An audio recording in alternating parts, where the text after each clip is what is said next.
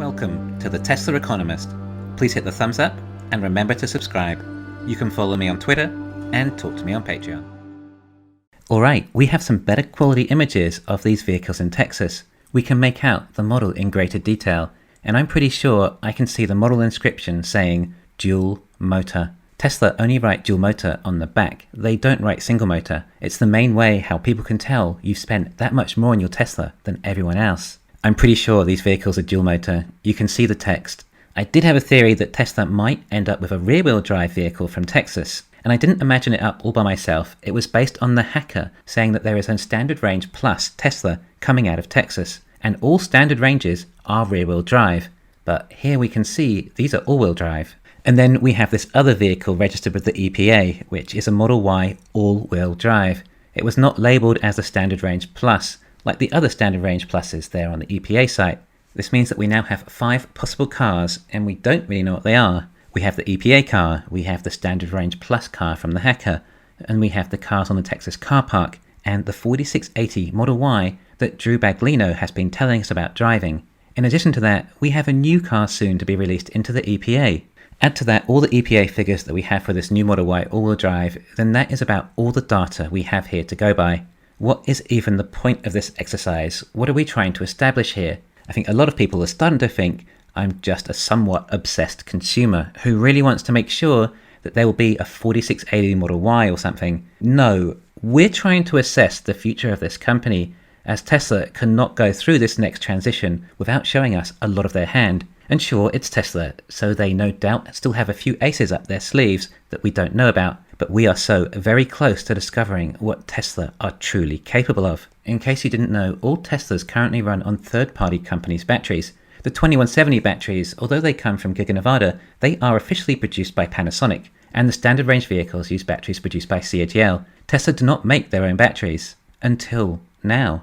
We're trying to establish some idea of what performance these new batteries are capable of. Why so early? Why can't we just wait? Why all the detective work? Well, wouldn't you like to know before Wall Street? Alright, granted, I say that as if Wall Street would actually understand, but I think if Tesla suddenly registered a new Model Y that came in with an EPA efficiency of something like 150 or 160 mpge equivalent, then you'd hopefully expect that that is basic enough for everyone to understand that Tesla have just created a very efficient battery. But we don't know. It could be 200 mpeg for all we know. Hence why it could be such a game changer to electric vehicles we know today. Now, I'm starting to think that I might have gone deeper than anyone on this now, at least on social media, and I'm really glad to have had a lot of you with me along the way who also truly appreciate what is going on.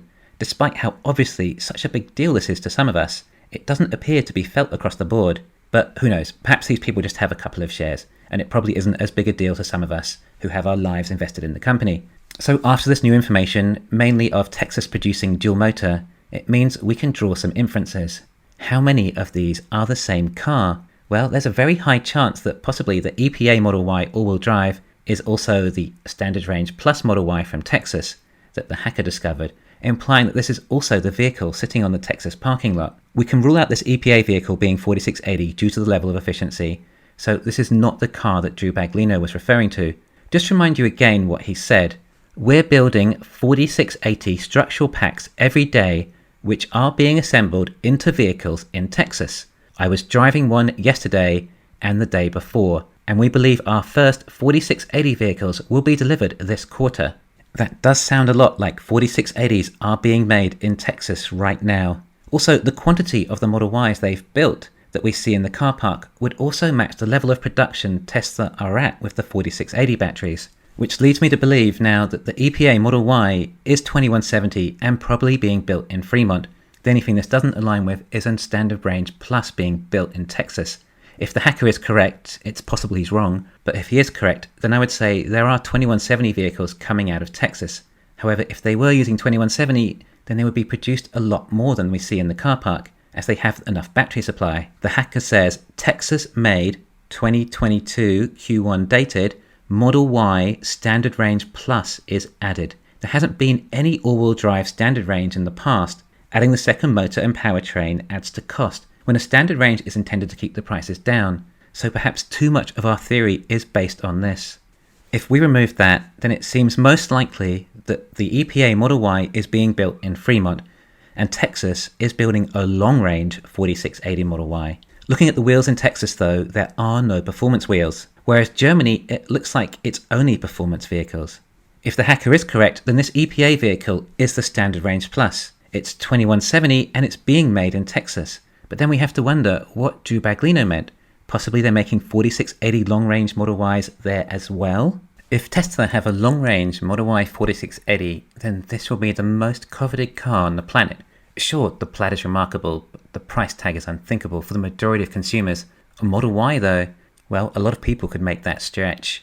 And what specifications might we expect? We're now expecting a 54% range increase. Well, if you add 54% to the current long range, it comes in at 515 miles. Does that sound absolutely crazy to you? Of course. That's another reason we are so excited about the Battery Day product finally being unveiled. Of course, it wouldn't be necessary to offer a car that does have over 500 miles of range, when there was enough people buying the car with just 330 miles of range. I think, at a guess, Tesla might raise the long range to close to 350 miles, which might also help justify more the higher price tags.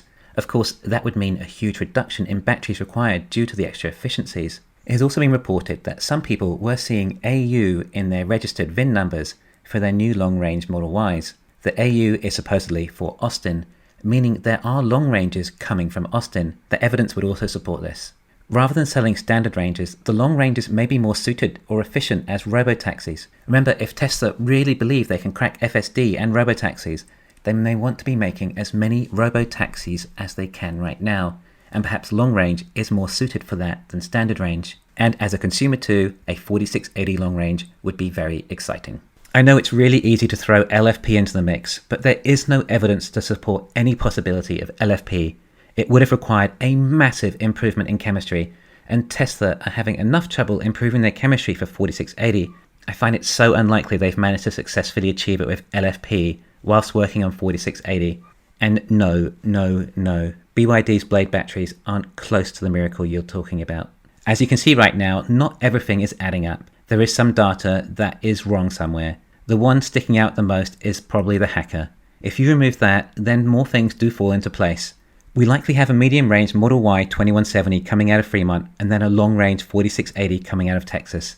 I feel like we just need one last clue to the puzzle, and then we might really be able to get a solid grasp as to the future of this company. For example, if Tesla are only making long-range Model Y 4680s at Texas, then it could possibly mean demand is even better than we imagined, especially if the fact Tesla is sold out of Model Ys for the rest of the year, when it includes all these extra long-range Model Ys coming out of Texas.